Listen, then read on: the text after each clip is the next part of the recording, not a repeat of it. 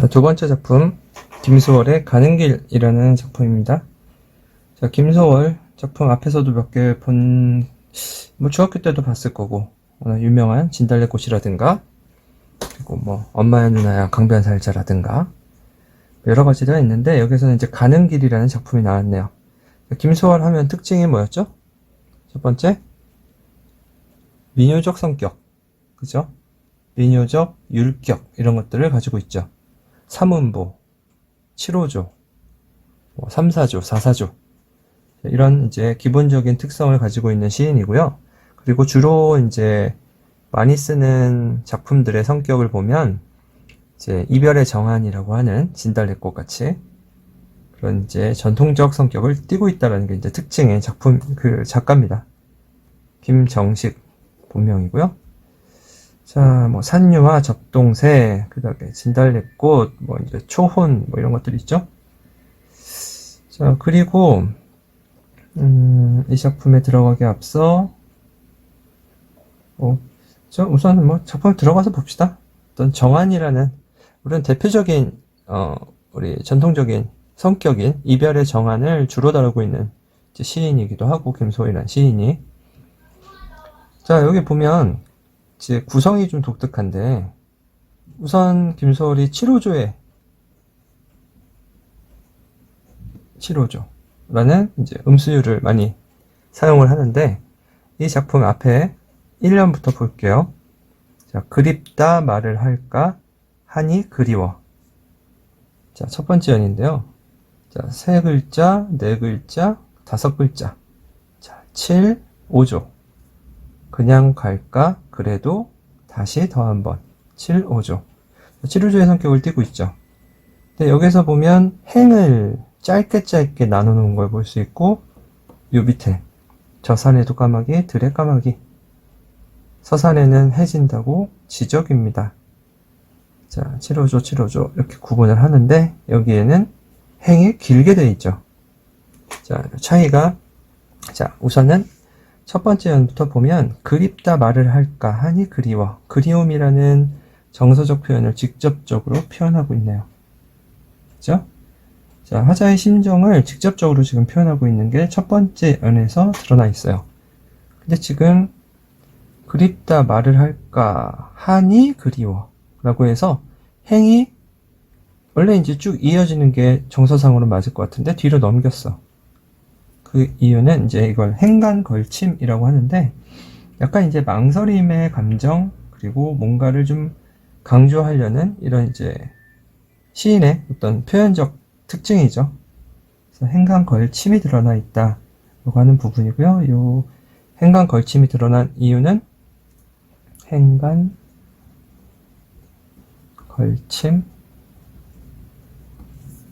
이렇게 들어간 이유는 당연히 이제 어떤 감정을 표현하기 위한 망설임의 감정.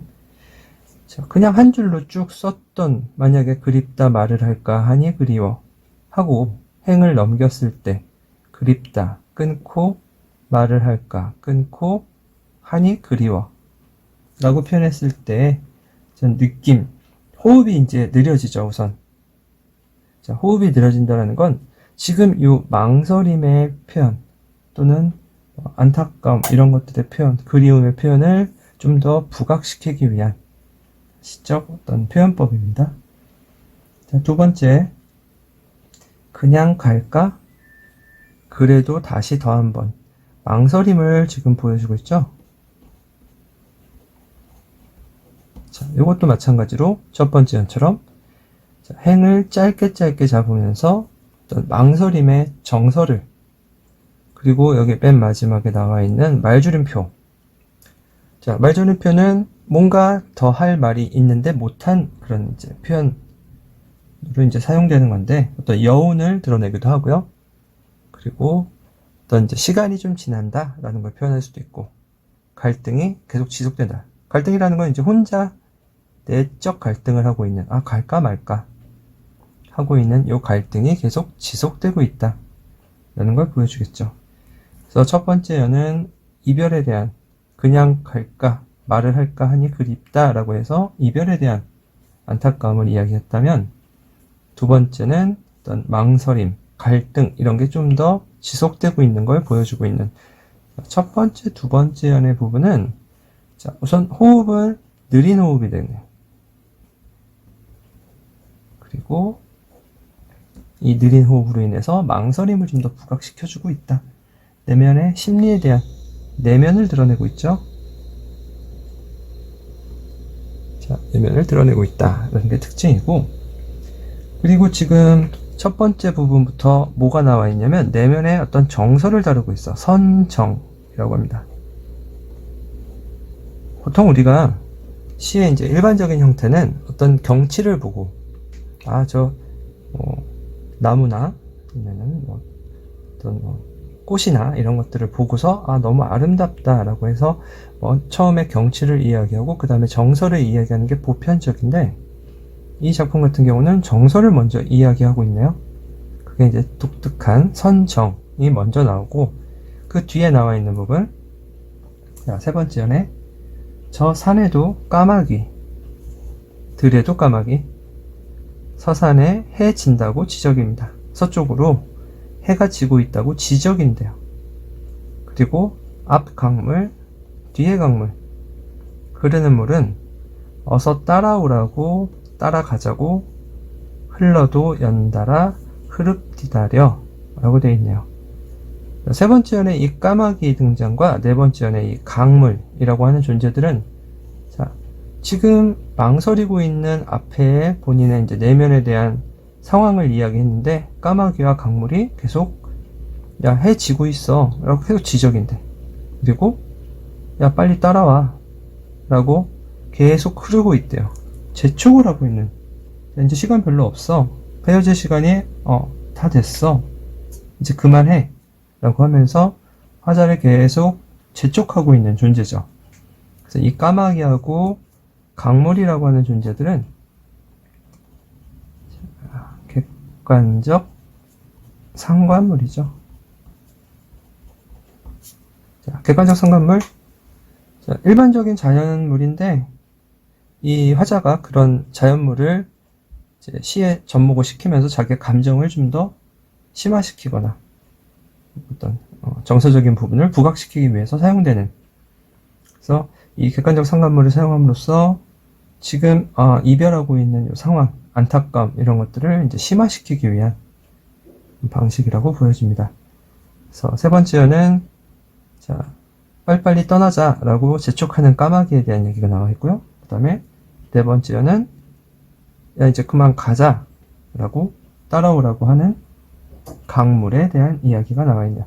자, 여기 부분은 첫 번째, 두 번째 연에 비해서 빠른 호흡을 보여주고 있죠. 그렇죠? 빠른 호흡을 보여주고 있고, 자, 내면을 이야기했다면 이쪽은 자, 외적 상황을 이야기하고 있죠. 그리고 앞에 정서에 대한 이야기를 했다면 여기는 보여지는 부분, 후경. 일반적인 용어는 선경후정이 일반적이라면 여기는 선정후경이라고. 어이없게 긴급 전화 문자가 왔더니 끊겨버렸네. 자, 그럼 이어서 다시 네 번째 이제 후경 여기까지 이야기를 했었고요. 자, 여기 나와 있는 자, 흐릅디다려 라는 건 흐릅디다 그려 라고 하는 거의 준말인데요. 흐릅디다. 자, 흐릅디다. 흐릅디다는 어떤 의미일까요? 흐릅디다. 그냥 지금 흐릅디다라는 건, 야, 물이 흐릅디다. 그래서 남의 얘기하듯이 표현하고 있는 객관적 태도를 보여주고 있는 보조사인데, 종결어인데, 여기에 그려라는 걸 붙였죠. 자, 그려라는 건, 먹지 그려. 하지 그래. 이게 이제 그 평안북도 방언인데, 하지 그래? 라는 표현이겠죠. 이거는 이제 그 강조의 의미를 가지고 있어요. 그래서 객관적 태도를 보여주면서 강조의 의미를 하고 있는. 자, 그래서 흐릅디다려 라고 하는 의미는, 자, 어떤 이제 안타까움, 그 다음 쉽게 떠나지 못하는 그런 상황을 보여주고 있는 표현이라고 볼 수 있겠네요. 태도에 이제 화자가 어떤 태도를 이제 좀 이러지도 못하고 저러지도 못하고 시에서 보여주고 있는 그런 부분에 대해서 이제 소극적인 성격을 좀 더 보여주기 위한 그런 표현이라고 이제 해석하면 될 것 같고요.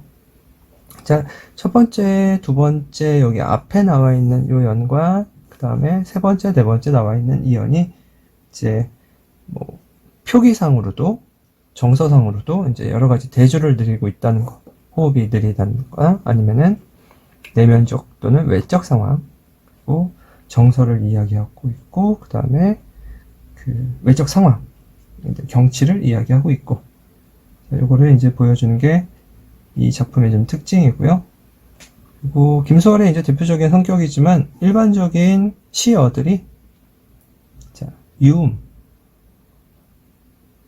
리을, 그 다음에 비음, 니은, 미음, 이응, 그 다음에 모음. 이런 식의 이제 울림소리들을 많이 사용한다는 특징을 가지고 있죠. 그리고 객관적 상관물인 까마귀와 강물, 이런 것들을 통해서 화자의 정서를 드러냈다. 그리고 시행의 길이, 어조, 이런 걸로 인해서 그 화자의 심리, 정서를 좀 표현하고 있다. 이런 게 좀 특징이고요.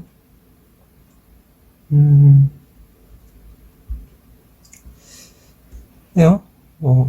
이 정도면은, 문제 푸는데 크게 무리가 없을 것 같아 보이고, 그리고 내가 앞서서 그 화대청상 정태표소 해서 8가지 시를 여기다 적을까?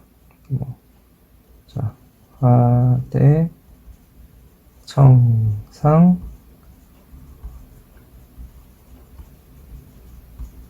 소. 자, 화자가 시에서 존재하느냐 안 하느냐, 존재 여부. 그 다음에 시에서 이야기하고 있는, 화자가 이야기하고 있는 대상이 누군가에 대한 부분. 청자가 존재하느냐, 존재하지 않느냐. 그리고 이 시에서의 지금 현재의 상황이 어떠냐를 체크하는 거. 그리고 자, 정서는 정서의 흐름이라든가 보여지는 정서, 주된 정서가 뭐냐. 그 다음에 태도죠. 자, 화자의 태도 또는 의지가 시에서 보여진다면 어떤 태도를 보이고 있느냐. 그리고 표현법. 시에서 보여지고 있는 표현법들, 대조라든가 태고라든가 이런 표현법들은 무엇이 있느냐 정도고, 그 다음에 이제 중요 소재의 의미가 무엇이냐 해서 총 8개를 우리가 이제 현대시를 볼 때 체크를 하는 항목들인데, 이 앞에 시도 그렇고 뒤에 시도 그렇고 시를 보면서 하나씩 체크해보고 이 체크를 해놓은 다음에 문제를 풀면 훨씬 더 문제 푸는데 수월할 거야. 이제 이거 체크해가지고 보시고요. 이 습관화 좀 됐으면 좋겠는데, 몇 개 찾다 보면 그게 크게 어렵지 않을 거예요. 어렵지 않을 거니까 찾아보시고 좀 습관화 될 수 있도록 보시기 바랍니다. 이 작품에서는 이 정도 설명하면 될 것 같아요. 자, 여기까지.